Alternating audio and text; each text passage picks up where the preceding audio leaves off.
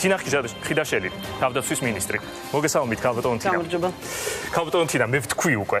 გოგი თოფაძე ვიგულისხმე, რა თქმა უნდა. ხო, ეს მე მეკითხა, მე ვიგულისხმეთ თქო. დიახ, არა.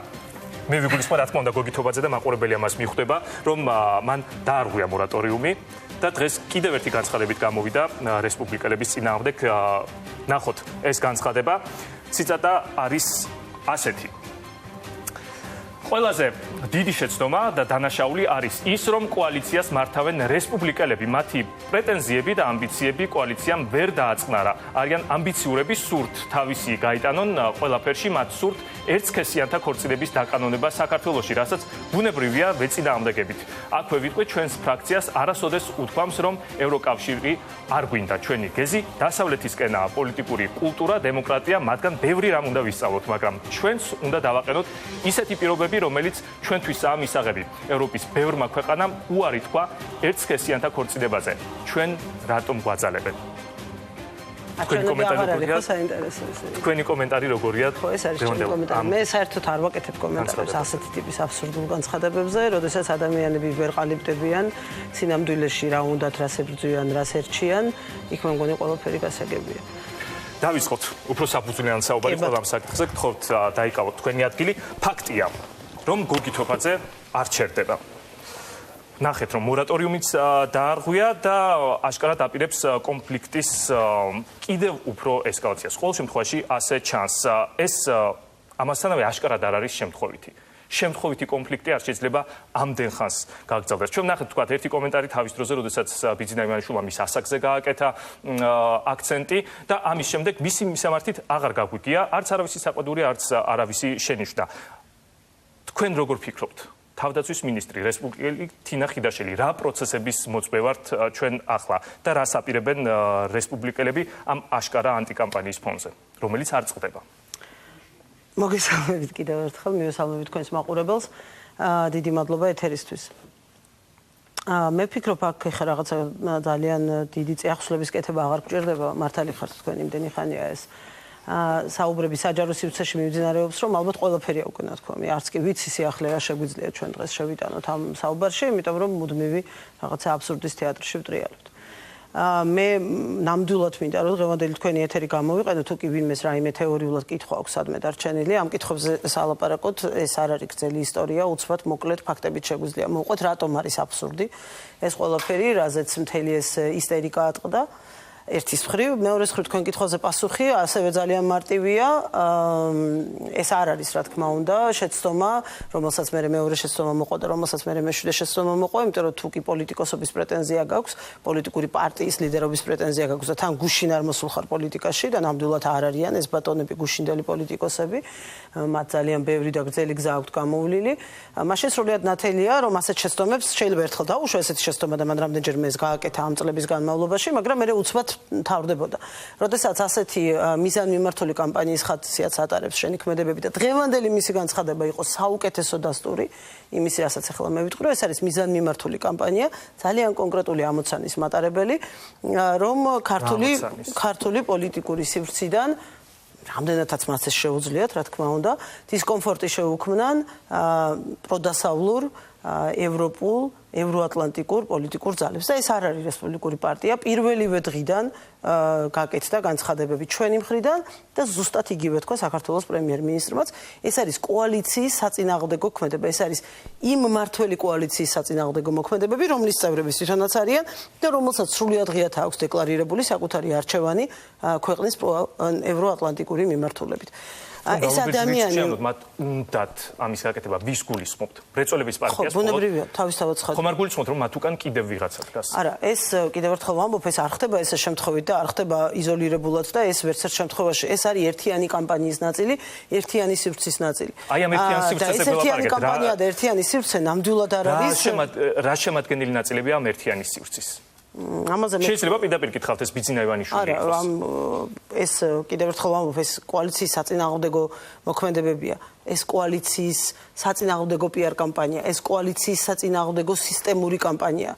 ეს გიორგი კვირიკაშვილის მთავრობის, ბიძინა ივანიშვილის მიერ შექმნილი კოალიციის საწინააღმდეგო მოქმედებებია. როგორ შეიძლება ბიძინა ივანიშვილი დგეს ამ ყველაფრის უკან? გოგი თოფაძეს პირდაპირ ვილაპარაკოთ. ხო? გოგი თოფაძეს არ აურჩევია რესპუბლიკური პარტია კოალიციის დამფუძნებელ სუბიექტად. და გოგი თოფაძე საერთოდ ჰორიზონტზეც კი არ არსებობდა, როდესაც კოალიცია ქართული ოცნება იქმნებოდა. მან თავად თქვა ერთ-ერთ ინტერვიუში, რომ მაშინ რაღაცა ბიზნეს პრობლემები მქონდაო და ამიტომ ვერ შეუერთდი თავიდან. სამბლეში ესე არ იყო, ის არავის დაუპატიჟია, მაგრამ ასეც რომ ყოფილიყო. ხო? ეს პირველი. გოგი თოფაძეს არ გადაუწყვეტია, მას არ აურჩევია მისი ოცნება არ ყოფილა, რომ თინახიდაშვილი თავდაცვის მინისტრი ყოფილიყო, ან გიორგი კვირიკაშვილი საგარეო საქმეთა მინისტრი ყოფილიყო, ან შემდეგ პრემიერ-მინისტრი ყოფილიყო, ან ის მთავრობა ყოფილიყო, რომელიც დღეს ყავს საქართველოს. ეს მისი გადაწყვეტილებები არ არის. ის ერთი ჩვეულებრივი დეპუტატია, რომელსაც აქვს ერთი ჩვეულებრივი ხმა საქართველოს პარლამენტში და ამ ხმას აძლევდა უმრავლესობის გადაწყვეტილებების შესაბამისად. ამ გადაწყვეტილებებს იღებდნენ შანს, რომ არ არის ამხელა პოლიტიკური ფიგურა. გოგი თოფაძე რომ ასე მარტოწასულიყო ასეთ შეტევაზე. ოღონდ მიმართულება არის არასწორი. დიახ, ეს არის კამპანიური მოქმედება, დიახ, ამის უკან დგანან ძალები, ოღონდ ეს ძალები კოალიციაში არ უნდა ვეძებოთ. ეს ძალები ჩვენს მეზობელ ქვეყანაში უნდა ვეძებოთ. ეს ძალები იმ კამპანიაში უნდა ვეძებოთ, რომელიც ქვეყანაში გააქტიურებულია, რომელსაც საცეცები გაშლილი აქვს ქვეყანაში და რომელიც ყველაფერს აკეთებს იმისთვის, რომ შეიცვალოს ქვეყნის კურსი, შეიცვალოს ქვეყნის არჩევანი, შეიცვალოს ქვეყნის მომავალი, რომელიც ძალიან ბევრი საუკუნის წინ არის საქართველოში გადაწყვეტილი. ამიტომ ჩემი აზრით აქ რაღაცა განსაკუთრებული ჩახლართული კონსპირაციების ძებნა არ არის საჭირო. ძალიან მარტივია ყველაფერი. ბიძინა ივანიშვილმა გააკეთა კოალიცია, რომლის თავარ პირველ სუბიექტად დაასახელა რესპუბლიკური პარტია. მან ეს არჩევანი გააკეთა. მან ძალიან კარგად იცოდა ბევრწლიანი დაკვირვებით პოლიტიკურ სპექტრზე, ვის აცხადებდა, ვისთან ერთად მიდიოდა ამ ბრძოლაში და ვინ ეგულებოდა საიმედო პარტნიორებად. შემდეგ საქართველოში გაჩნდა მთავრობა, მოვიგეთ ჩვენი არჩევნები ყველამ ერთად, მოვიდა მთავრობა და იმ მთავრობაში გოგი თოფაძე არ დაუპატიჟია პრემიერ-მინისტრს ბიძინა ივანიშვილს. და შემდეგ მთავრობებში არ დაუპატიჟიათ იმ ორ პრემიერ-მინისტრს, რომლებიც ბიძინა ივანიშვილის შემდეგ მართავდნენ ქვეყანას გოგი თოფაძე მთავრობაში. ამიტომ აქ რაღაცა კონსპირაციის ძებნა ეხლა რატომ ჩდება ეს შეკითხვა? ბიძინა ივანიშვილი კიდევ უფრო მეტად დაგიკონკრეტებთ, რატომ ჩდება ეს შეკითხვა? რაც მე თავიდანვე ვთქვი, რომ ჩვენ ვერ დავინახეთ კოალიციის შიგნიდან, თუნდაც სხვა სუბიექტების მხრიდან, სხვა მინისტრების მხრიდან, რომ მათ აშკარად და კონკრეტულად დაეცვათ რესპუბლიკური პარტია. სხვა მინისტრების მხრიდან თქვენ ეს ვერ დაინახეთ, რომელ მინისტრს კითხეს, ყველასგან დაინახეთ.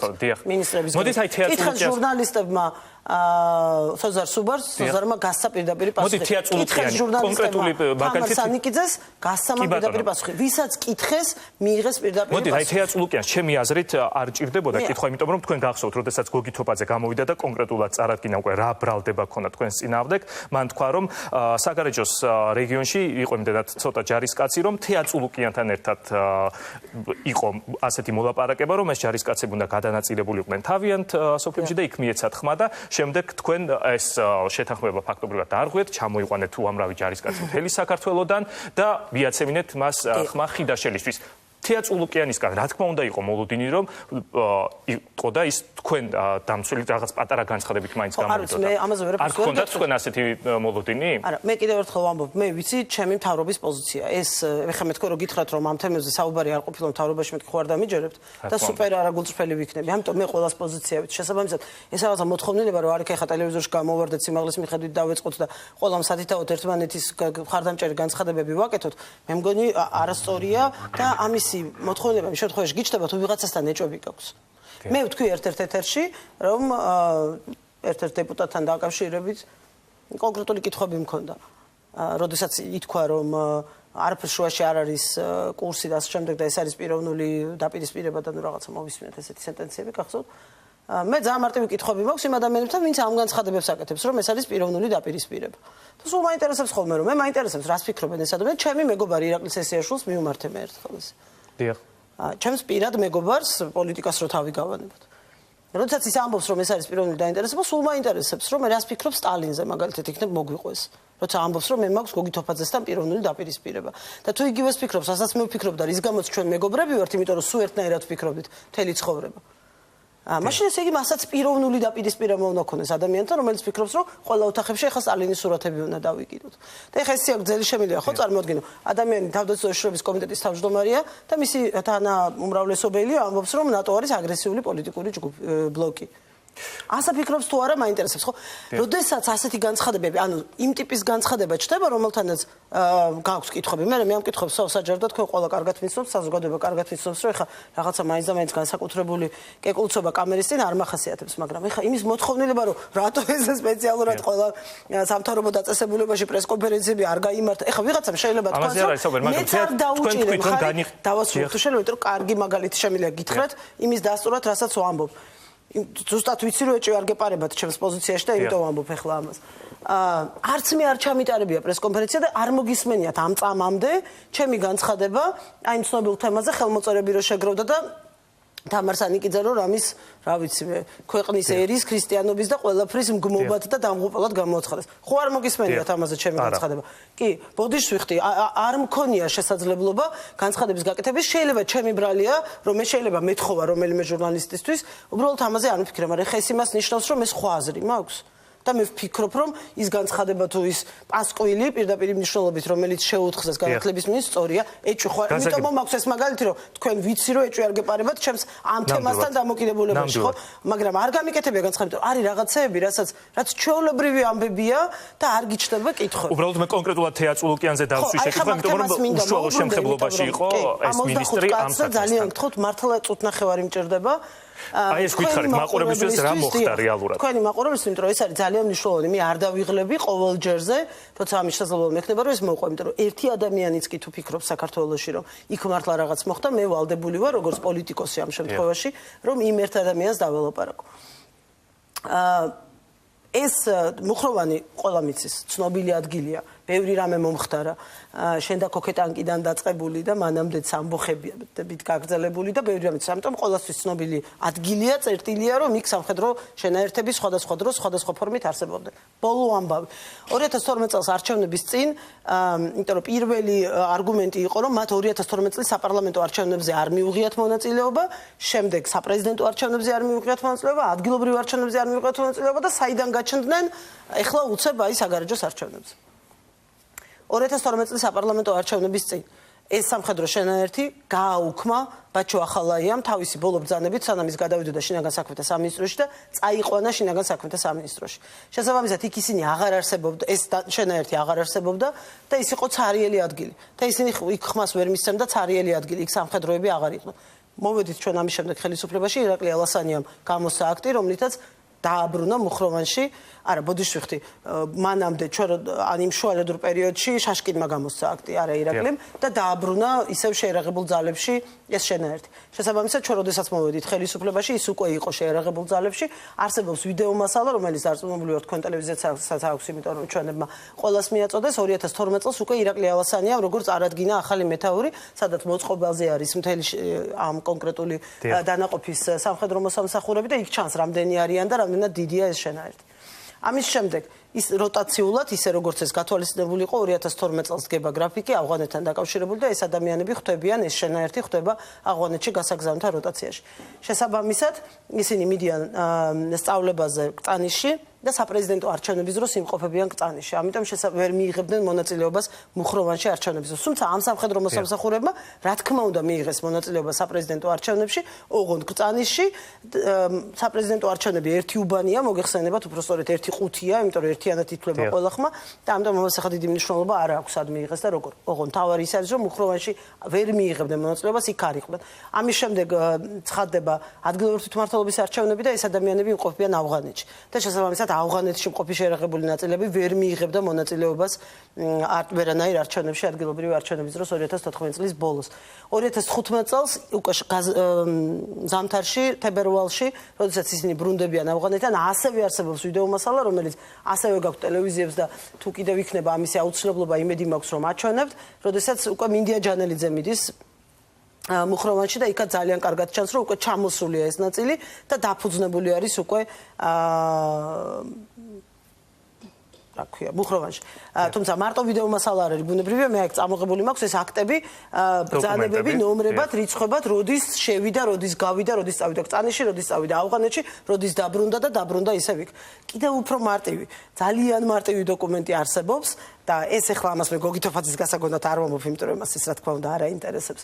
ამას მე იმ არასამთავრობო ორგანიზაციის გასაგონად ვამბობ, რომელსაც ამხელა პრეტენზია გაუჩნდა უცბად აი ესე მოწმენდილცაზე, რომელიც საერთოდ არ დაინტერესებულა სინამდვილეში რა მოხდა იქ არჩევნების დროს, არც ერთი წერილით არასოდეს არ მოუმართავს თავდაცვის სამინისტროსთვის საგარეჯოს არჩევნებთან დაკავშირებით. მე ამას ძალიან წუხვა რომ ვამბობ ახლა საერთაშორისო გამჭვირვალეობაზე, რომელიც ძალიან ბევრი წლის განმავლობაში ჩემი პარტნიორი ორგანიზაცია იყო, როცა მეც არასამთავრობო სექტორში ვიყავი და რომელიც აღმოჩნდა რომ ეხა თურმე შეწუხდა რომ ვინმე ესეთი ბრალდებებია და პროკურატურამ გამოიძიოს. მათი საქმე ეს არ არის მხოლოდ. მათი საქმე ის არის თვითონ დაინტერესდნენ სინამდვილეში რა მოხდა და საზოგადოებას ობიექტური გავაგზავნებთ რა თქმა უნდა საუბარს უფრო საინტერესოა პროკურატურის რეაქცია ასეთი კისიერი. იმიტომ რომ ასეთ განცხადებას ეს არასამთავრობო ორგანიზაცია ხშირად აკეთებს. კიდევ უფრო მარტივი ამბავი, ყველაზე მარტივად გასაგები არის კვება. დიახ.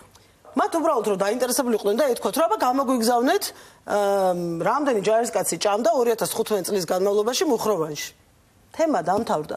365 დღის განმავლობაში მე შემიძლია ნებისმიერ დაინტერესებულ ადამიანს ვაჩვენო ყოველ დღე 365 დღის განმავლობაში. 1 იანვრიდან 31 დეკემბრამდე 2015 წელს რამდენი ჯარისკაცი, რამდენი სამხედრო მოსამსახურე ჭამს მუხროვანში და იქ თემა დამთავრდა. რაზე ვლაპარაკობთ საერთოდ? რა გამოჩნდება ამ დოკუმენტებში? გამოჩნდება რომ ეს ადამიანები იქ არიან, ეს ადამიანები როგორც კი ჩამოვიდნენ ავღანეთიდან, დაფუძნდნენ საკუთარ სამხედრო ნაწილში, აგრძელებენ წვრთნას, ჩვეულებრივ სამხედრო ცხოვრებას, შესაბამისად იქ არიან ოქტომბერშიც და არჩევნებში იღებენ მონაწილეობას. ახლა თუ კითხვა იმაშია, რატომ მიიღეს არჩევნებში მონაწილეობა? ეს უკვე თავდაცვის სამინისტროსთან აღარ არის კითხვა. ეს უკვე კითხვა კანონმდებლობასთან არის, იმიტომ რომ საქართველოს საარჩევნო კოდექსში ასე წერია და არავის არ მივცემ მე იმას უფლებას, რომ არჩევანის უფლება წაართვას სამხედროს, მარტო იმიტომ რომ მას ფორმა აცვია. და იმიტომ რომ ვიღაცას არ მოსწონს და ვიღაცას განცდა აქვს, რომ უი, ეს ნატოს ჯარისკაცები, ნატოსკენ მიმავალი ჯარისკაცები, ეხლა ჯარისკაცებს ჩვენ არ მოვეწონებით და ხმას არ მოგწონს. ამიტომ ეს აღარ არის საინტერესო. საინტერესო არის ის, რომ მე როდესაც მე დავება საქართველოს პარლამენტის წევრი, რომ თურმე სვანეთიდან სამეგრელოდან როგორ მოყვა საქართველოსთან მოუკრიბე ადამიანები, ეთქვა ბიძაშვილები ჩემი გარანტირებულად სუხიდაშვილები იყვნენ ყველანი, ჩამოვიყვანე იმისაც რომ თამუნასთვის დაეჭირათ მხარი, უნდა ცხვენოდეს პირდაპირ მნიშვნელობით, სირცხვილია საქართველოს პარლამენტის წევრი გერქვას და ამდენი არ გესმოდეს, რომ არსებობს ელემენტარულად ქაღალდზე არსებული დაწერილი დოკუმენტაცია, რომელსაც ვერ გავაყალბებ, რომელსაც ვერაფერს ვერ უზავ, რომელიც წლების განმავლობაში იქმნება და სადაც არის ყველაფერი, რამდენი კილო სარეცხი ირეცხება ამ სამხედრო ნაწილში დაწყებული აქედან, რამდენი ადამიანი იკვებება ყოველდღიურად ამით გაგრძელებული და დამთავრებული იმ აქტებით, რომელთაც შეერაღებული ნაწილი შედის ერთ სამხედრო ობიექტზე, გამოდის იქიდან, მიემგზავრება ავღანეთში ან სადმე სხვაგან, ბრუნდება იმ ლოკაციაზე, არსებობს წვრთნების განრიგი, უამრავი ღონისძიება, თქვენ ჟურნალისტები ხართ და ყველაზე კარგად იცით, დღეში ქმნის ალბათ რამდენიმე ათეულ ნიუს თავდაცვის სამინისტრო. ზუსტად იმიტომ, რომ გამჭვირვალეობის ის ხარისხი გვაქვს, რომელიც არასოდეს არ უნახავს ჩვენ შეერაღებულ ძალებს. ზუსტად იმიტომ, რომ არასოდეს არავის ეჭვი აღარ შეეპაროს. არაფერში აქ არჩევნებზე არ არის მხოლოდ საქმე. არაფერში, რასაც ჩვენ ვაკეთებთ, რომ ეს არის ქვეყნის თავდაცვის ძალები და მათი წვრთნაც, მომზადება და ყველაფერი ხდება ქვეყნის ინტერესებისთვის, აი ამ გრაფიკით, ამ დადგენილი სცენარებით, ამ გეგმებით, არავისთან არაფერი დასამალი არ გვაქვს, არაფერს ისეც არ ვაკეთებთ, რასაც დავმალავთ. მაგრამ კიდევ ერთხელ ვამბობ ხაზგასმით, ეს რომ აინტერესებდეს ან საქართველოს პარლამენტის ამ კონკრეტულ წევრს, ან მის პარტიას, ან იმ არასამთავრობო ორგანიზაციას, რომელიც ამ რაღაცა ინტერესით გამოვიდა, უცებუი მე იქნება პროკურატურა დაინტერესებს ზუსტად 5 წუთში.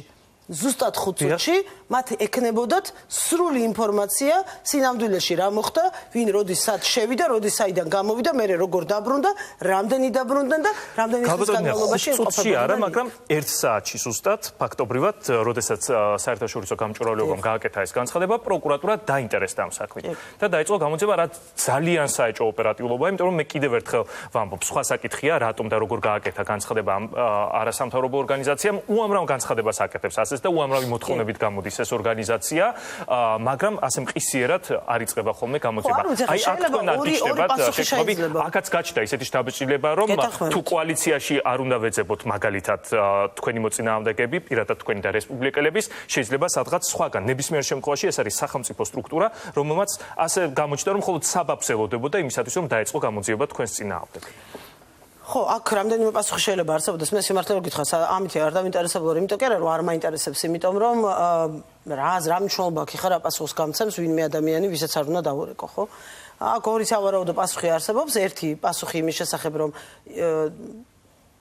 ეს კეთილი მოსაზრებებით ვაიმე არის არჩევნების გაყალბებას გვაბრალებენ ვინმე მართლა არ დაიჯეროს მოდის ასტრაფოდ გამოვიძიოთ დავსვათ წერტილები და რა თქმა უნდა შეიძლება არსებობდეს ის ვერსიაც რასაც ახლა თქვენ გულისხმობთ როდესაც მაგ კითხვას მისვავთ რომ ვიღაცა დაინტერესებული არის იმითი რომ პასუხისგებლობის საკითხი დააყენოს ან ერთის თქვენი ანონსი მთავრდებოდა ირაკლი რო ხელს იქნევს იმავე ლიფტიდან რომლიდანაც მე დაგიქნიეთ ხელი არა მე ესე არ უყურებ ამას მე უფრო სხვა რამე მაწუხებს სიმართლე რო გითხრათ არ უყურებ ამას იმიტომ რომ ხა კიდევ ერთხელ გეუბნებით მე აქ რაც მოგიყევით ამის გარდა ვერაფერს ვერავინ ვერსად ვერასოდეს ვერ ნახავს იმიტომ რომ უბრალოდ სხვა არაფერი არ არსებობს სამხედრო დისციპლინა და სამხედრო დოკუმენტაცია ეს არის ალბათ ყველაზე უფრო მკაცრი აღრიცხვის ყველაზე უფრო მაღალი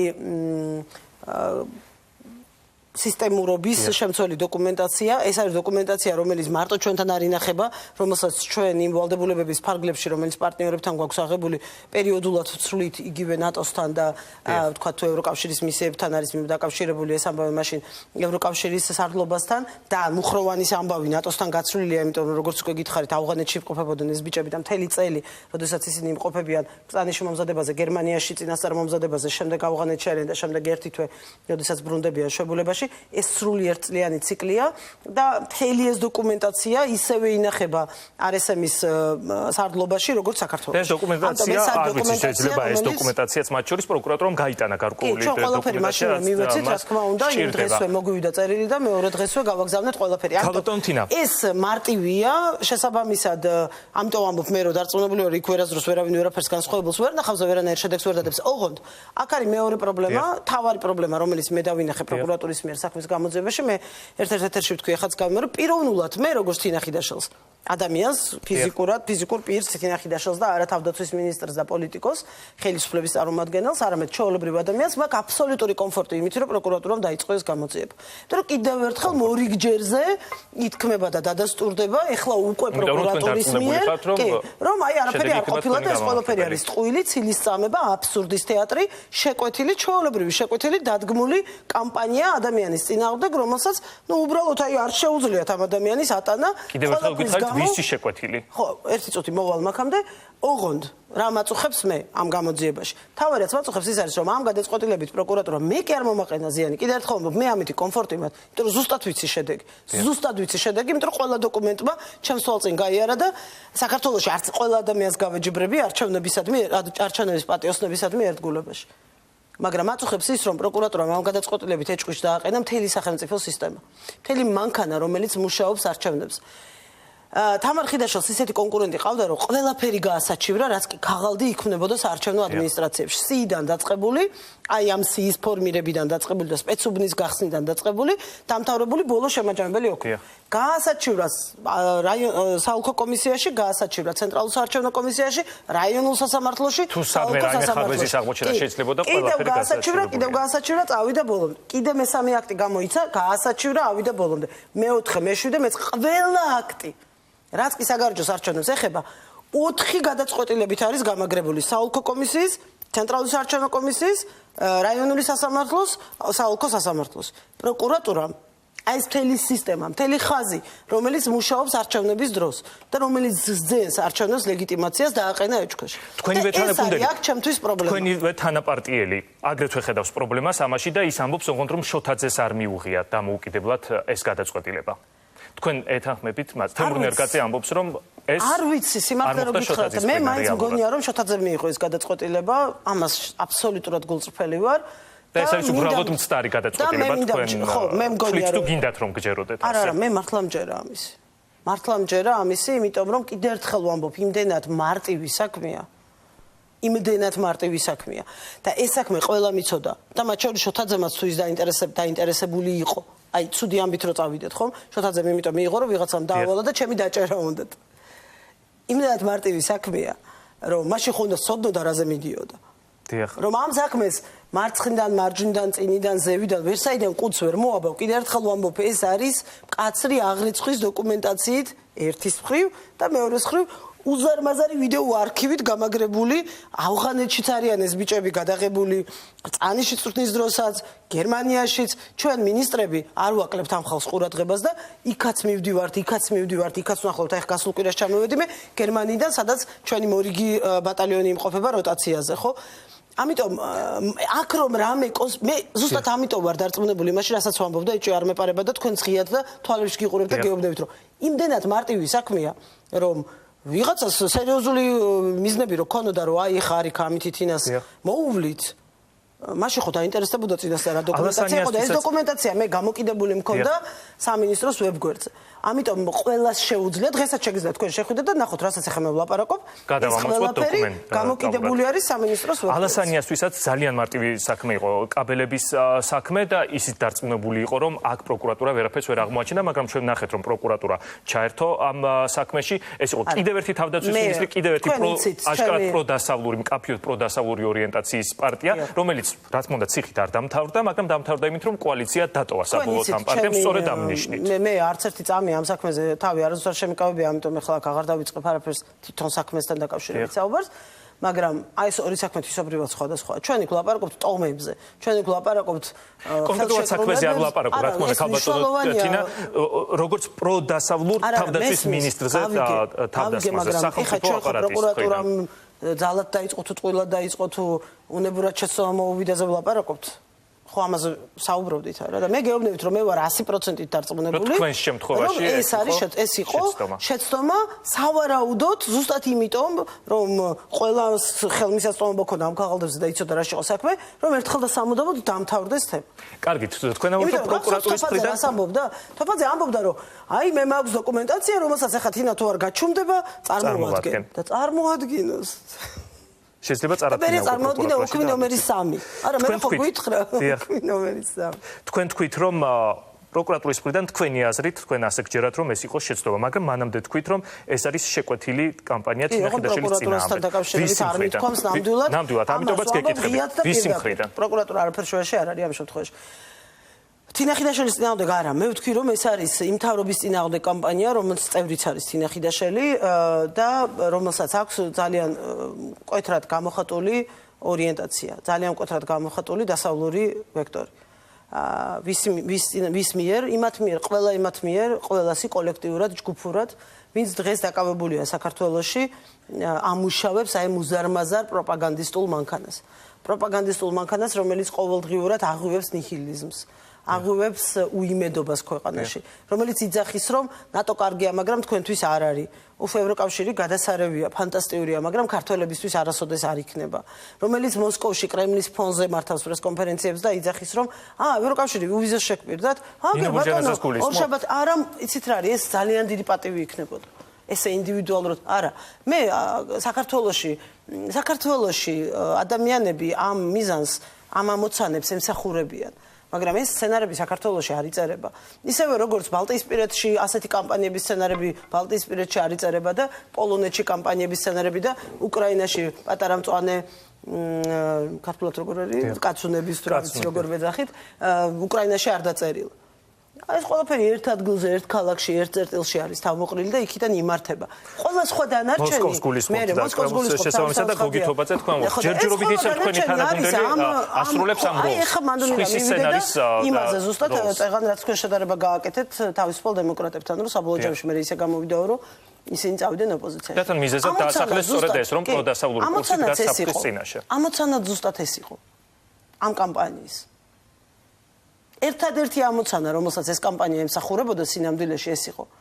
თორე ძალიან კარგად იცის ყველამ ამ კამპანიას თქვენს წინააღმდეგ, რომ თქვენს წასულიყავით, თქვენ წასულიყავით ოპოზიციაში, ვიღაცას რაღაც მომენტში ნერვები უმტყუნდა. ანუ ამ შემთხვევაში თქვენ ამბობთ, რომ იგივე სცენარია ეს, რაც ალასანიას შემთხვევაში. აბსოლუტურად ეს იყო იგივე სცენარი იმ თვალსაზრისით, რომ ჩვენთვის ნერვებს უნდა ემტყუნებინა. თქვენ თვლით, რომ ალასანიას ნერვებმა უმტყუნა და იმიტომ წავიდა? მე ვთვლი, რომ ალასანიას ნერვებმა უმტყუნა და ისინი არ უნდა წასულიყვნენ ოპოზიციაში. აუცილებლად ვთვლი ამას და ეს ადრეც მithქვამს. იმ მომენტში ეს არ იყო სწორი არჩევანი და არსად არ ვაპირებს წასვლას. ეხლა დღეს ძალიან პოპულარული შეკითხვა არის, რომ აი ვინ წავა? არის ეს შეკითხვა. ხო, კი, მე ცინიკურად კი არ ვამბობ, არის ობიექტური შეკითხვა. იქნება, იმიტომ რომ როდესაც თქვენ აი ახლა ჩვენ გვესმის საუბრობთ, იგივე სტალინი ახსენეთ, აი ეს ადამიანი, რომელიც ამბობს, რომ სტალინის ფოტო უნდა ეკიდოს. ყველა ოთახში მიუხედავად იმისა, ყველა კაბინეტში მიუხედავად იმისა, რომ დღევანდელ განცხადებაში, რომლითაც ჩვენ დავიწყეთ ჩვენი ინტერვიუ, მან თქვა, რომ არა, ჩვენ ევროპისკენ ვართ, ჩვენ დასავლეთისკენ ვართ და ძალიან ბევრი რამე უნდა ვისაუბროთ, მაგრამ მაინც სტალინი კიდია კაბინეტში. თქვენ როგორ შეგიძლიათ, რა თქმა უნდა, რესპუბლიკელებს ჯერჯერობით რჩებით კოალიციაში? არა, ჯერჯერობით არა. ჩვენ რჩებით კოალიციაში, ჯერჯერობით არა. ამოცანოთ აქ არის ძალიან მარტივად. ერთად რჩებით და ერთად მუშაობთ. აი როგორ? ჩდება კითხვა, როგორ თანამშრომლობთ? მე მგონი მაგაზე უკვე გაგეცით პასუხი, ხო? მე არ დავუნიშნივარ თავდაცვის მინისტრად გოგი თოფაძეს. დამტვრად. ხო? და არც გოგი თოფაძეს გადაუწყვეტია ჩემი თავდაცვის მინისტრობა. და არც გიორგი კვირიკაშვილის პრემიერ-მინისტრობა და არც ერთი მინისტრის. და არ არის ეს მე ადრეც ამ კომენტარს ვაკეთებდი და ამიტომ შეგიძლიათ არქივებიდან ამოიღოთ ძველ მის განცხადებებთან დაკავშირებით და ზუსტად იგივეს ვამბობდი, რასაც ახლა ვამბობ. რომ ეს არ არის არც გადამწყვეტი, არც არსებითი, არც არაფრის განმპირობებელი პოლიტიკური ფიგურა კოალიცია. მოდი ასე ვთქვათ, თქვენ ამბობთ გინ ყოფილა, გინდა რა არ აქვს მნიშვნელობა. დიახ, პოლიტიკური წონის თვალსაზრისით ნამდვილად ესეა. დიახ, ზუსტად ამას ვამბობ. არც ბალასტი არ არის კოალიციისთვის. ეს ტერმინები არ არის ჩემთვის ბუნებრივი ტერმინები. პოლიტიკური წონის თვალსაზრისით ის არანაირი გადაწყვეტილების მიმღებით ძალის მატარებელი არის. ეხა საკითხი როგორ გასცით? მე რა თქმა უნდა შემიძლია ეხა დავიჯდე აგერ ვზივარ თქვენთან ეთერში და ეხა უცებ გავიხედო კამერაში და ვთქვა რომ დავაყენო ულტიმატუმი. დიახ. და ვთქვა რომ იცი რა ეხა ეს თუ არის კოალიცია და ჩვენ თუ ვართ კოლექტიური მართვის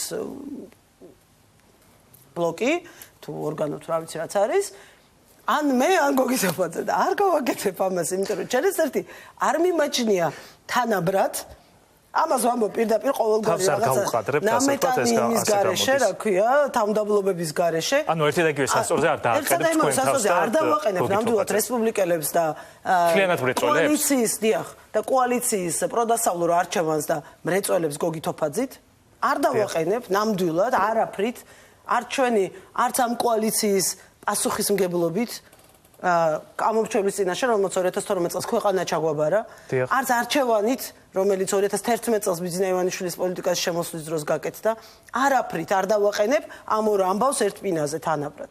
არ დავაყენებ და რომ გავაკეთო, თქვა კარგი, ეს გადავდეთ გვერდზე. ეხლა გავაკეთო ეს განცხადება, ეს არის ჩიხი. ეს არის ჩიხი საიდან დიახ, აი არჩევნები, როდესაც საარჩევნო სიები უნდა შედგეს და დგება საარჩევნო სიები. დღეს ამოცანა არის ნათელი. დღეს ამოცანა იყო ნათელი, რომ ჩემთვის მე ყველა კარგად მიცნობს, აგერ თქვენი პროდიუსერიც მეუბნეოდა შემოსვლის წინ, რომ ჩემს ესე იგი ემოციურ განწყობებზე საუბრობდა, საერთოდ დიდი ხანია რუსო მიცნობს და გასაგებია ჩემთვის. კიდევ კარგი რომ ცეცხლის დანთება არ მოგწოვა. ადამიანები საუბრობთ მოლოდინი, რომ რაღაც მომენტში მე შეიძლება უცებ ნერვებმა მიმტყუნოს და არ მიმტყუნებს ეს ნერვები. მე მგონი ძალიან ნათლად, ცალსახად ამ წლების განმავლობაში დავამტკიცე მეც, ჩემმა მეგობრებმაც ჩვენ ყველამ ერთად პრინციპში და ამ კოალიციამ ხო საერთოდ ქვას გვესროდნენ და მაშინ არ გვიმტყუდა ნერვებმა. ქვას გვესროდნენ, კახკალაძეს ქვა ესროლეს, ქვების ის იყო რა ქვია, წვიმა იყო, ერთ-ერთი შეხვედრიზოს გახსოვთ თქვენ და არც ერთი წამი არავისთვის ნერვებს არ უმტყუნია. და არ გვიმტყუნებს ეს ნერვები, არ დაუტოვებ სტალინის სურათებიან ოთახებს ამ ქვეყანას, სანამ შემიძლია. რა თქმა უნდა, საბოლოო ჯამში გადაწყვეტილება ოქტომბერში 2016 წლის ოქტომბერში ქართული ხალხის მისაღებია და ის გადაწყვეტს სტალინის სურათები უნდა ეკიდოს ჩვენი სახელმწიფო დაწესებულებების ოთახებში თუ ევროკავშირის დროშები და ნატოს დროშები. აი სწორედ ამაზე ვსაუბრობ, სწორედ თქვენ თქვით რომ მაყურებელმა ჩვენმა მაყურებელმა მათ შორის რა თქმა უნდა ამომრჩევობა მთლიანად უნდა გადაწყვეტოს სტალინის სურათი ეკიდება, არ ვიცი თუ ევროპის დროშა კაბინეტებში, მაგრამ როგორ ეს ხომ ნიშნავს მაშინ რომ თქვენ ერთ კოალიციაში არ უნდა იყოთ. იმიტომ რომ თუ თქვენ ერთად იქნებით კოალიციაში, მაშინ თუ ხმას მივცემთ ქართულ ოცნებას, მაშინ მივცემთ ერთდროულად სტალინის სურათსაც და ევროპის დროშასაც. არჩევანი ვკითხულობ და არჩევანი გასაკეთებელი იქნება თავისთავად ცხადია. სიების შედგენის დროს, აი თქვენ თქვით რომ ეს მომავალი საქმეა, მაგრამ შორეული მომავალი არ არის. მომავალი საქმეა რა თქმა უნდა, მაგრამ სიების შედგენა კი არ არის მთავარი. თავარი სხვა რამე არის, ყველა კოალიცია, როდესაც მიდის არჩევნებს, მიუხედავად იმისა, რომ კოალიცია ქართული ოცნება უკვე არსებული კოალიცია, მაინც ყველა არჩევნებს თავისი საარჩევნო დეკლარაცია აქვს და თავისი საარჩევნო განაცხადი აქვს და იქ ყველაფერი ნათელი იქნება. მაგრამ კიდევ ერთხელ გითხრათ, თქვენ წარმოგიდგენიათ, რომ სიაში ისევ კოალიციაში 2016 წლის არჩევნებისთვისაც იყოთ ერთად. მე საერთოდ სიმართლე რო გითხრათ, ვერ წარმომიდგენია, რომ მე ვიყო საარჩევნო სიაში. ეხლა რომ გითხოთ. რესპუბლიკელებს გულისხმობთ ამ შემთხვევაში. რესპუბლიკელები და მრეწველები ისევ ერთად. არ არის ეს კითხვა ამ წუთას აქტუალური ჩემთვის, იმიტომ რომ იქამდე რამე მოხდება, რომ ამ კითხვაზე პასუხი ბუნებრივად იქნება. კი ბატონო, მაგრამ აი რასაც თქვენ ამბობთ, მაგალითად მე ვარ არ მინდა რომ რაღაცა პროცესის დასაწყისის განსაკუთრებით. ნახეთ რატომ გეკითხებთ ქალბატონო თინა, ახლაც ფაქტობრივად შეიძლება ოფიციალურად არ არის დაწყებული წინასაარჩევნო კამპანია, მაგრამ თქვენ იცით რა თქმა უნდა რომ ამომრჩეველი უკვე იღებს გადაწყვეტილებას, რა თქმა უნდა, მით უმეტეს საქართველოში ეს ასია. ყველგან ესეა, გიორგი. დიახ, ყველგან ასეა. ქალბატონო თინა, თუ აი მე რიგით ამომრჩეველს არ მინდა ხმა მივცე სტალინის სურათს კაბინეტში და მინდა მივცე ხმას კოალიცია ქართულ ოცნებას, რომელიც აი როგორ უნდა მივიღო გადაწყვეტილება? მე ვხედავ რომ ორივე პარტია ამ კოალიციაში წარმოდგენილი. პირობას რომ თქვენ ამ არჩევანს მარტივად გააკეთებთ და ამას აჩვენებს დღეიდან და არჩევნებამდე მოქმედებები, სახელმწიფო მოქმედებები. მეც ახლა მომთხოვთ. შეიძლება მაინც გეკითხებით არჩევნებამდე რომელიმე პარტიამ დატოვოს კოალიცია. თქვენ გასაგებია რომ რესპუბლიკელები არ აპირებენ რეწველები? და ისიც ზუსტად ვიცი რომ ჩვენ არ ვაპირებთ ვითამაშოთ ულტიმატუმობანა. ამიტომ ყველა თვითონ იღებს გადაწყვეტილებას საკუთარი კომფორტის და დისკომფორტის მიხედვით. და გადაწყვეტილი კიდევ ერთხელ ხა წეგან ირაკლიზე იმიტომ ვისაუბრე, იმიტომ კი არ ვისაუბრე რომ რამეს ვერჩი განსაკუთრებულად პირიქით ჩემი მეგობარი რომ მიმართებდება მას ლაპარაკი, ვიცი რომ არ იეჭვიანებს. ის კითხვები ყველას მიერ იქნება პასუხგასაცემით, გება ხოლმე მომენტი, როდესაც ყველამ უნდა გასცეს ამ კითხვას. შეიძლება იყოს ისეთი მომენტიც, როდესაც ჩვენ შევამჩნევთ, რომ რესპუბლიკელები ისეთ დისკომფორტს შეუქმნიან მრეწველებს, რომ ისინი თავად გადაწყვეტენ კოალიციიდან წასვლას.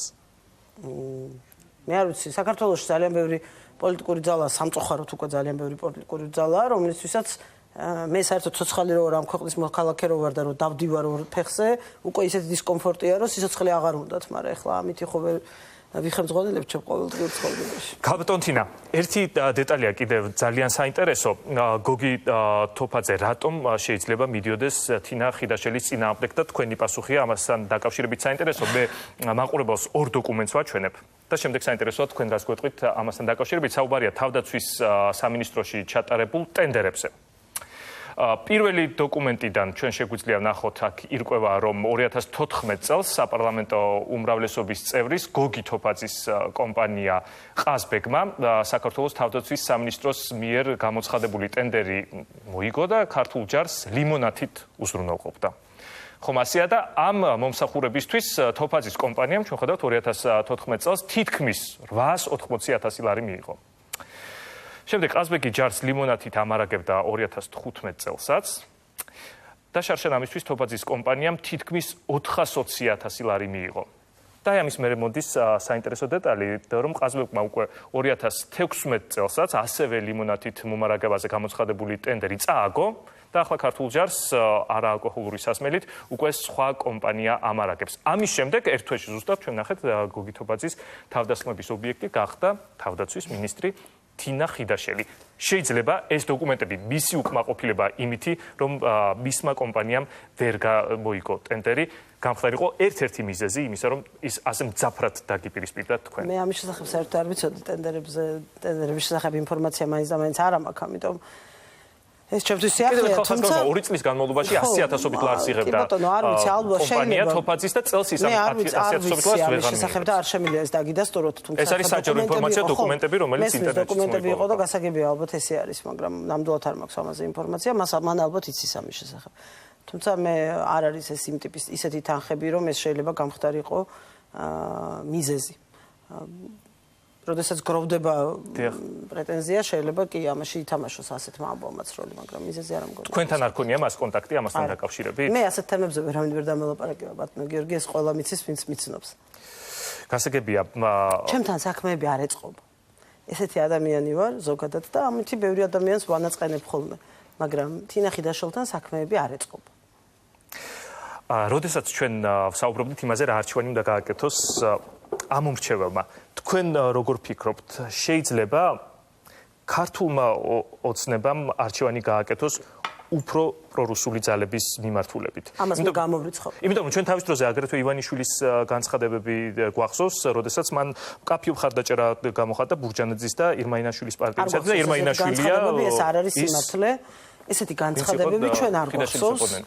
არ გვახსოვს ესეთი განცხადებები, ეს არ არის სიმართლე, როდესაც ივანიშვილმა ვინმეს მიმართ მკაფიო მხარდაჭერა გამოხატა, გარდა იმისა, ვინც დაპატიჟა საკუთარ კოალიციაში. მისთვის მისაღები ოპოზიცია, ასე განაცხადა მან.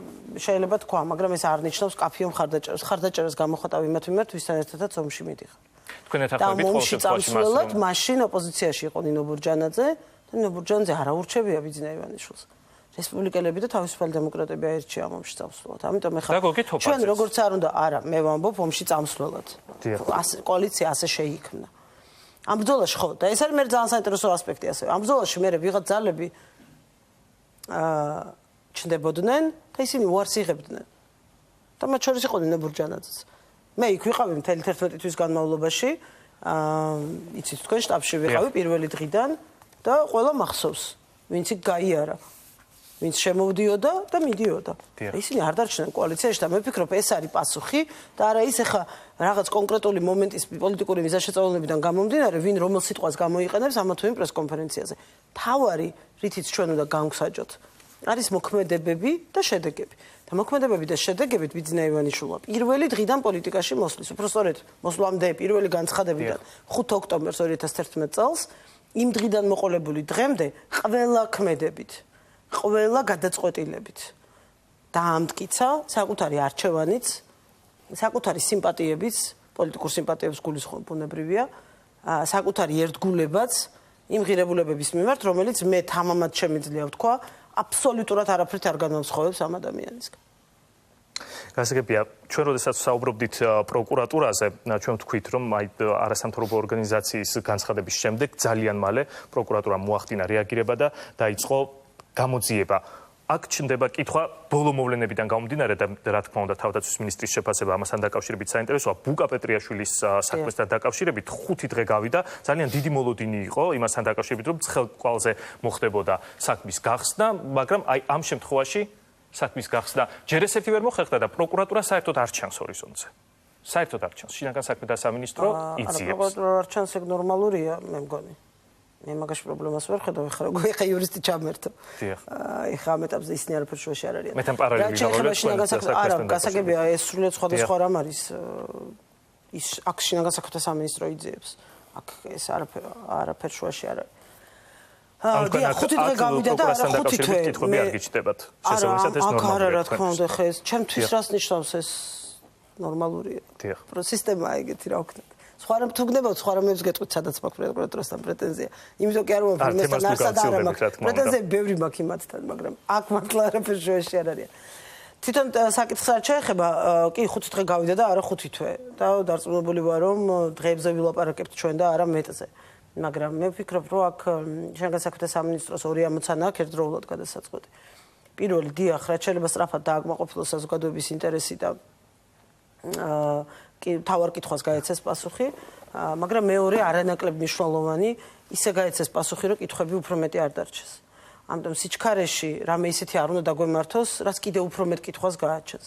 ჩემი აზრით, გაცილებით უფრო მნიშვნელოვანია, რომ ეს პირველადი ეტაპი გამოძიების ისე დასრულდეს, ისეთი მაღალი კვალიფიკაციით და წარმატებით, რომ თავად ბუკასაც, მის ოჯახს, მეგობრებს, ჩვენ ყველას და მთელ დანარჩენ საზოგადოებას არც ერთი კითხვა არ დაგვრჩეს ამ პროცესთან დაკავშირებით, რომელიც წარიმართება და მე დარწმუნებული ვარ, რომ კანონი ძალიან მკაცრი იქნება და მოსამართლე ძალიან მკაცრი იქნება დამნაშავეების მიმართ, იმიტომ რომ ასეთი ცინიკური და ყველა დანაშაულის მიმართ კანონი ერთმნიშვნელოვნად მკაცრი უნდა იყოს, მაგრამ ასეთი ცინიზმით ჩადენილი დანაშაულები განსაკუთრებული სიმკაცრით უნდა ისჯებოდეს იმისათვის, რომ ვინმეს რამე ავიაზრები არ გაუჩნდეს თავში, რომ არაუშავს ახლა დიდი ამბავი, ხვალ კიდევ იგივეს გავიმეორებ. იმიტომ რომ ისედაც არის საუბარი ამაზე, რომ დღეებში რომ აი რატო სხვა ჩვეულებრივი ესეთი დაჭრები ხბევრი ხდება და რატო ამაზე არ ხდება ისტერიკა და დიდი ამბავი, ძალიან დიდი ამბავი, იმიტომ რომ ზუსტად ასეთი კიდევ ერთხელ ვამბობ, ცინიკური თავდასხმებით იქმნება ქვეყნის იმიჯი. იმიტომ რომ ყველა ადამიანი თანასწორია, ცალსახად ვამბობ, ყველა ადამიანის წინამდე ჩადენილი დანაშაული ერთნაირი დანაშაულია, დიახ, და ყველა ასეთი დანაშაულისთვის თანაბრად უნდა გასამართლენ ადამიანები, მაგრამ საზოგადოების ინტერესი ეს ბუნებრივი პროცესია, ჩდება ხოლმე იქ, სადაც ვიცნობთ მსხვერპლს, ან დამნაშავეს გააჩნია, ხო, ორივე შემთხვევაში ის არის. ასე დროს გაცილებით მნიშვნელოვანია, რომ გამოძიებას იმის მიხედვით ვინ აწარმოებს, პროკურატურა თუ შინაგან საქმეთა სამინისტრო, ყველა ნაბიჯი, ყველა მოქმედება, ყველა დეტალი გათვლილი ქონდეს, აქ არ არის იმის კომფორტი, რომ შეცდომა მოგივიდეს. იმიტომ რომ უზარმაზარი გამადიდებელი ლუპის ქვეშ ხარ. ამიტომ მე ნამდვილად არ შურს გოგა ღებრიშვილის ამ წუთას, რომელსაც მთელი მარტო საქართველოს კი არა, მთელი დედამიწა უყურებს, მე მგონი, დღეს როგორი იქნება შედეგი, რომელთაც შინაგან საქმეთა სამინისტრო წარსდგება საზოგადოების წინაშე. ამიტომ მე არა მაქვს პრობლემა, რომ 5 დღე გავიდა, ან 10 დღე გავა, გაცილებით უფრო მნიშვნელოვანი არის, რომ აი იმ რამდენიმე დღის შემდეგ რამდენიც გავა, ჩვენ მივიღოთ სრულყოფილი პასუხი კითხვებზე, რომელიც საზოგადოებას აქვს. შინაგან საქმეთა სამინისტროში დღეს ალექსი პეტრიაშვილის თანაგუნდელები დაიბარეს, რა უთხრეს ირაკლი ჩიქოვანს მინისტრმა და მისმა თანხმობპირებმა გიორგი მღებრიშვილს შეხვდნენ თავისუფალი დემოკრატების წარმომადგენლები, რა იცის ახალი გამოძიებამ თავისუფალი დემოკრატების გენერალურ მდივანზე თავდასხმის შესახებ. შეხვედრის დეტალებით რამდენიმე წუთში ირაკლი ჩიქოვანი შემოგვიერთდება, ის უკვე რუსთავიორში როგორც ნახეთ და ემზადება სტუდიაში შემოსასვლელად. ქალბატონო თინა, ჩვენ უნდა დავასრულოთ უკვე ინტერვიუ და მე შესაჯამებლად გაძლევთ რა თქმა უნდა დროს თუ თქვენ გინდათ რამე დაამატოთ და რამის თქმა გინდათ კიდევ მაყურებლისთვის. ამ ეს თემა რო დავასრულოთ, კიდევ ერთხელ მინდა ვთქვა, რომ ყველას ვისაც კითხვა აქვს რამეზე, მეც და ყველანი ჩვენგანი მზად ვართ, გახსნილი ვართ და კიდევ ერთხელ ვიმეორებ, ყველა ეს დოკუმენტები გამოკიდებულია თავდაცვის სამინისტროს ვებგვერდზე, არის Facebook-ში გავრცელდა ბევრმა დიდი გამრავლების ეფექტი ქონდა მას და ყველა შეუძლია ნახოს, წაიკითხოს, გარწმუნებთ რომ ეს კითხვები აღარ გექნებათ. ეხლა თუ შარზე ვართ, გასაგებია, მაგრამ ერთი პატარა ის მინდა განცხადება გავაკეთო, იმიტომ რომ ცოტა გაოცებული ვარ დღეს და წინასწარ ბოდიშს ვიხდი ამისთვის. დღეს მე როგორც გაირკვა მაესტროში უნდა ჩავერთე 6 მაესტროში უნდა მქონოდა ჩართო და მე ვერ მოვახერხე უბრალოდ ამ ჩართვის გაკეთება და მე გავიგერო თურმე გამოუცხადებიათ რომ აი უნდა ყოფილიყო და შეეშინდა ჩვენ კითხვებზე პასუხების გაცემაო და გულწრფელად მინდა ვთქვა რომ ძალიან გამიკვირდა იმიტომ რომ ყველა ტელევიზია მიცის რომ მე არანაირ ეთერს არასდროს არ გაურბი ვარ არანაირი დაბლოკილი ტელევიზიები არ ამყავს და მაესტრო პირველ რიგში არ არის ესეთი ჩემი მაესტროსადმი სენტიმენტები ყოველთვის ცნობილია ნამდვილად გაოცებული ვარ ხდება ხოლმე ესეთი ამბავი რომ მინისტრი რო ხარ ხანდახან ისეთი ამბავი მოხდება რომ მოგიწევს შეიძლება 9 საათად ადრე მოგიწევს ეთერზე უარის თქვა და მე არ ამგონია რომ ჩვენც მოგვიწია რამდენჯერმე ამ ინტერვიუს გადადება და მე ძალიან მოხარული ვარ რომ შედგა ეს ინტერვიუ მოგვივიდა იმიტომ რომ აღმოჩნდა რომ თქვენი ეთერის დროს ვიყავი თვითფრინავში და უბრალოდ დაგეგმვის დროს მე დროები ამერია რომ ევროპას 3 საათი სხვაობა აქვს ეხლა და არა 2 საათი საქართველოსთან როგორც დროის სხვა მონაკვეთში აქვს ხოლმე წლის სხვა ამიტომ გავაუქვათ ვენიდან უნდა ჩავხდეთ ამიტომ მე ბოდიშუხტი მათ თუ ამით რამე დისკომფორტი შეექნათ მაგრამ ნამდვილად ძალიან არასასიამოვნო არის, როდესაც შენ მაქსიმალურად მოტივირებული ხარ, გახსნილი ხარ მედიასთან ურთიერთობაში და უცებ ესეთი სიურპრიზის წინაშე აღმოჩნდები, რომ თურმე რაღაცა მე მეშინი არც ერთი კითხვა არ არსებობს, ამას ვამბობ სრული პასუხისგებლობით, არც ერთი კითხვა არ არსებობს, რომელზე პასუხის გაცემის დისკომფორტიც მაქვს მე. არც ერთი ჟურნალისტი არ არსებობს საქართველოში, რომელსაც შეუძლია გამოვიზრდა თქვას, რომ მე მას კითხვები შემითანხმა ოდესმე. ესეთი რამე არასდროს არ გამიკეთებია და ღმერთმა დამიფაროს, ოდესმე აღმოჩნდა ესეთ ვითარებაში, რომ კითხვების შეთანხმებები მოვითხოვო. ამიტომ ყველა მედია საშუალებას მინდა მივმართო და ვთხოვო, რომ შევინარჩუნოთ სიმშვიდე, არაფერი არ ხდება განსაკუთრებული, ხანდახან არის მომენტი, როდესაც უცებ ვერ მოახერხებ ეთერში მისვლას და ამისთვის არ არის საჭირო რაღაცა განსაკუთრებული ისტერიკების მოწყობა და ბოლოს მე დღეს ინტერვიუში ვთქვიეს და მინდა გავიმეორო, მინდა ჩვენ სამხედრო მოსამსახურეებს მივმართო ერთის მხრივ და მეორე მხრივ ჟურნალისტებს ძალიან ბევრი საუბარია უკვე ამ მოხროვანზე ეს მეც დიდ უხერხულობას მიქმნის დარწმუნებული ვარ რომ სამხედრო მოსამსახურეებს და განსაკუთრებით იმათ ვინც იქ არიან განსაკუთრებულ უხერხულობას უქმნის მაგრამ ყველაფერი ითქვა უკვე ჟურნალისტებსაც მინდა გთხოვოთ რომ ამ კითხვებით ნუ მივადგებით სამხედროებს იმიტომ რომ მათ თავისი საქმე აქვთ, ისინი ქვეყანას ემსახურებიან, ნუ გავრევთ ამ პოლიტიკურ ისტერიებში, თუ იმეს რამე კითხვა აქვს, მოვიდნენ ჩემთან, ჩემს მოადგილეებთან, ნებისმიერ ადამიანთან, თავდაცვის სამინისტროში, სამოქალაქო სეგმენტში თავდაცვის სამინისტროსი და ჩვენ კიდევ ერთხელ ვამბობ, გახსნილი ვართ ყველა კითხვის. ჩვენ გავხსენით ჯარი, მე როდესაც მინისტრი გავხდი, თქვენი კოლეგებიც იყვნენ, ჩემთან ერთად დასავლეთში ტურნე გქონდა. ეს ტურნე იმიტომ გავაკეთეთ მთელი კვირა ვიცხოვრეთ ჯართან ერთად ჟურნალისტების თანდასწრებით, რომ გვეთქვა ყოველთვის, რომ ყველა სამხედრო ნაწილის კარი არის ღია. ოღონდ პოლიტიკაზე ნუ ველაპარაკებით სამხედრო მოსამსახურეებს. ველაპარაკოთ ჯარზე, ჯარის პრობლემებზე, ამ პრობლემების მოგვარებაზე, ერთად ვიმსჯელოთ, ერთად ვიფიქროთ. მაგრამ თავი გავანებოთ სპეკულაციებს პოლიტიკური მოსაზრებებით სამხედროებთან მიმართებაში. თქვენს მათ თავისი სათქმელი, თქვენს დასვით კითხვები, დავამთავროთ ეს თემა მათთან. ჩემთან, ჩემს მოადგილეებთან, პოლიტიკოსებთან, კი ბატონო, რამდენი ხანიც გინდა კიდევ გავაგზავნოთ ეს უაზრო არაფრის მომცემი დისკუსია, არ არის პრობლემა, მაგრამ ყველას მინდა ვთხოვო, რომ სამხედრო მოსამსახურეებს ამ კითხვებით, არჩევნებთან დაკავშირებული კითხვებით ნუღა მიადგებიან, იმიტომ რომ მე არ ამგონია, რომ სწორი იყოს ამდენი ხნის განმავლობაში ამ ადამიანების ამ თემებზე კონცენტრაცია. ქალბატონ თინა, ჩემი პროდიუსერები მეუბნებიან, რომ მაესტროდან დაგვიკავშირდნენ და ისინი ამბობენ, რომ უბრალოდ მათ არ უთქვამთ ასე რომ შეეშინათ ინახიდაშელს კითხვებზე პასუხის გაცემა, მათ უბრალოდ თქვეს რომ უარი თქვათ ინახიდაშელმა. ხო, არც უარი არ მithქვებს, ჩვენ აუხსენით და ამიტომ არ არის ეს სწორი დამოკიდებულება. ქალბატონო, ძალიან მოკლედ მიპასუხეთ, გთხოვთ სულ ბოლოს რეპლიკის სახით. თქვენ თქვით რომ რესპუბლიკელების წინააღმდეგ მიმდინარე შეტევა ეს რა თქმა უნდა ურტყამს მთელ კოალიციას. ეს არის პროდასავლური კურსის წინააღმდეგ შეტევა. შეიძლება თქვენ ახლა დაგაბრალონ ის რომ თქვენ აიგივებთ რესპუბლიკელებს კოალიციასთან და თქვენ აიგივებთ რესპუბლიკელებს პროდასავლურ კურსთან, თავის დროზე გაგიხსენებენ იმას რომ თქვენ თქვით რომ ალასანია და თავისუფალი დემოკრატები არ არიან ნატო. შეიძლება იგივე თქვენ ახლა თქვენზე.